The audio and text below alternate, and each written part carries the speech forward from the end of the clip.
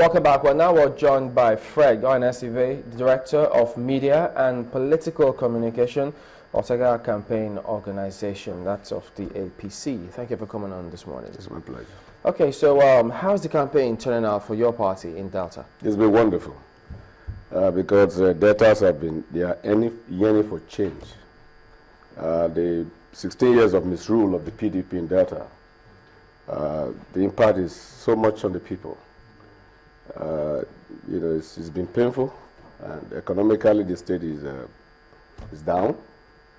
And even recently, if not for the fact that Deltans didn't like what the government wanted to do, by now they would have thrown us in more debt because we were planning to go back to borrow some more money, so that the incoming government can have some problems.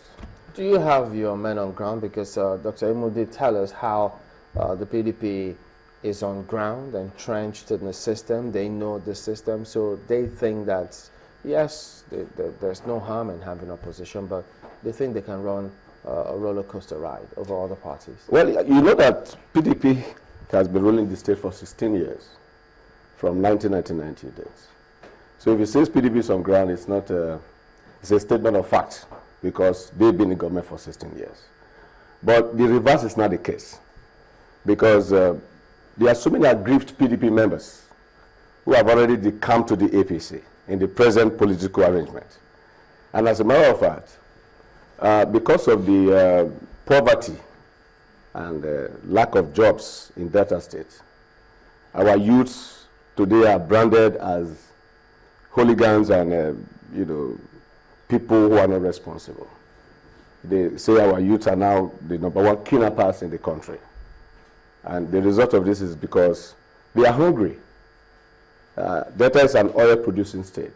You're looking for excuses for youth who kidnap? No, not really. They're hungry. No, I'm not saying they are kidnapped. I'm not saying that. I say some of them who are already into this, kind of unholy lifestyle, were forced to do so. What's your plan? Because of poverty. What's your party plan to bring them out of it? Yes, that is why my principal, Otega Mero, said, he's coming to rescue Delta State. He's on a rescue mission. He's coming to remodel Delta State economically, because he's been tested locally and internationally, and he's an acclaimed turnaround expert in terms of managing, companies. And his wealth of experience over the years, he wants to bring to manage the economy of Delta State. Well, some people will also say that your party doesn't seem to be sensitive to the sensibilities of the people of Delta State, in the sense that they believe that they have a rotational system of government, in which case it's the turn of, is it the northern part of the state, yes, to produce the governor of the state. Did your party take these sensibilities into cognizance when they picked the governorship candidate? Well, the issue of rotation, as a matter of fact, it's a PDP arrangement right from the beginning. As at that time, APC presence was not well felt in the state, so it was a PDP affair. APC came in and met this problem of rotation. So it is not as if APC as a party was part of this rotation. Is it a problem or a solution? Because they also take into cognizance the fact that Delta is made up of diverse peoples, and to ensure that these people all feel united and feel that, everybody is a part of this state and has a right to govern, they came up with this arrangement as a solution, it was saying. Is your party taking this into cognizance? Well, if you say an arrangement of, ethnic nationalities or ethnic groups within a state should be producing governors, and if you overstretch it, it will come to a point when you now produce governors who are mediocres. Okay. Why? Because necessarily, because all ethnic groups don't have. The other side is supposed to bring a candidate. The candidate they will bring might not be a good candidate that can manage the affairs of the state. That is on the one hand. Yes. On the other hand, equity and fair play is also very important. when we are trying to shuffle this stuff we are talking about here. Now, if you look at the Delta North, for instance, they have the state capital, for instance, and the Minister for Finance is from that part of the state as well, of the state. And then the current CBN governor. Are you talking about federal institutions or No, institutions in Delta State? We're talking about institutions in Delta State, and at the same time, we are trying to look at what each senatorial district has benefited, either from the national level or from the state level. All right? Now, you look at that, you discover that the present governor of the CBN is also from that Delta North. Sorry, if I may come in here. Yes. I thought you were talking about competence and rescuing Delta State. Not about that's what I said. On the one hand, I said by saying that on one hand, if you want to go that way, you produce mediocres. On the other side, if you also let's reason a bit further, you will discover also that you have to take some, factors into consideration. So you believe that they have been adequately compensated by this appointment? To a large extent, I would say yes. And also, from 1999 to date, the appointment of commissioners and top government functionaries in Delta State, if you look at it, the Delta Central has not been well favored in the political arrangement. And this, in fact, produced the agitation by people in Delta Central that they have been sidelined. Okay?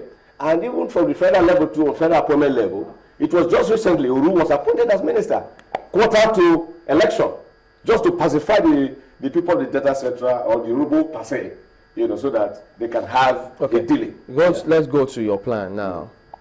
Why should Deltans vote for your party? Deltans should vote for our party because we have a candidate that has a solid pedigree, a man who has been tested, well known, in the banking and insurance sector. He has worked in several banks as a managing director. Standard Trust Bank, he was a pioneer MD. And he has worked in several organizations. As we speak, he's the vice chairman of Standard Alliance Group, another strong conglomerate. He's also the chairman of Trustco. Oh, okay. Yes. He has managed so many companies. You said he's on a rescue mission. So how do you intend to go about this rescue mission? Now, the first plan he has for the state is to bring development to the local government. He wants to make the local government focal point for development. As we speak today, the local government, they are on their own. They collect salaries, pay workers, and then maybe the LGA chairman and his friends, they just share their money. And there's no development. Are you saying that for sure? We go around the Delta State, there's no local government that is developed. So you don't assume they share the money, or you're sure that they share the money? Well, if they are not sharing the money, what they are doing with the money should be visible. It's either they are sharing the money or they are not sharing it. So if they are not sharing it, then development should be apparent. Tell us, what is the economic plan of your party? Yes, the economic plan of the party is it's going to be private private sector government driven, in the sense that the government will provide an enabling environment, have the sound policy that will encourage private investors to come to the state. For instance, we do not want to tell us like my other friend came here and said they have bought tractors and they have done so many things, which we know they are not on ground in Delta State. What our government needs to do is to bring investors in, all right, and then we partner. For instance, we don't have rules in Delta. And we are not going to say that, when we get the allocation from federal government or internally generated revenue, we are going to put it on roads so that you have smooth roads. Okay, we are going to get in partners and have, if possible, introduce toll gates. So that even if you are paying 50 naira. Toll gates? Yes, toll gate. Toll gate, simply some of you have gone abroad. And you see toll gates in America all over the place, even with their money. But you know that if you're going to introduce toll, yes, people would normally react. How would they react? Now, if you don't have good roads, for instance, from Warri to Asaba, it's about 2 hours drive. Okay? Why is it 2 hours drive? Because of the bad roads. But if you have good roads, you can make Benin Asaba about 50 minutes. And from Benin to from Warri to Asaba, if you don't have any potholes at all, the road is dualized and it's going smooth. And before you enter Asaba, you just pay 50 naira. Okay, fine. Okay, and then the other hand, if you don't pay anything at all and you don't have anywhere to go, and your car gets damaged, and you now put about 10,000 to 20,000 on a trip on your car, which one is better? Tell us about the plan your party's plan for the unemployed youths in Delta? The unemployed youth is where my principal has just he has been saying it, that in the first 100 days in office, he's going to provide 10 billion naira for youth and women empowerment.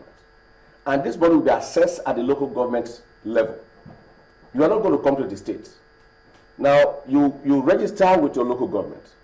And then there are facilitators, there are people, there are consultants who will interview these youths and want to know what they want to do.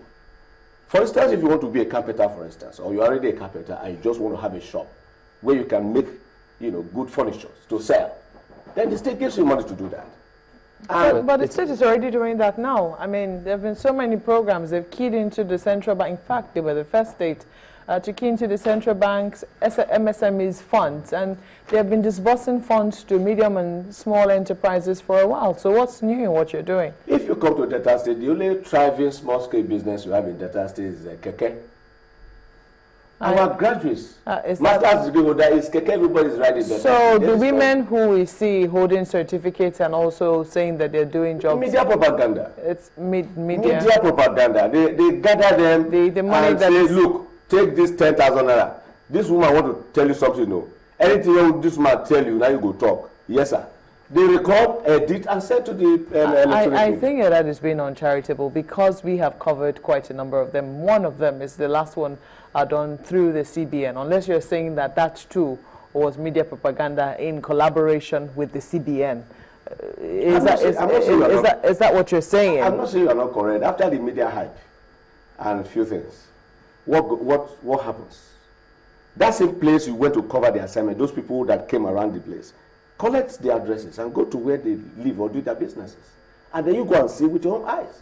Well, because sometimes when they want to do this occasion, they gather everybody into one particular center. But everybody's not driving Keke. Okay, now they don't carry cameras to go to their shops to go and record what they are doing.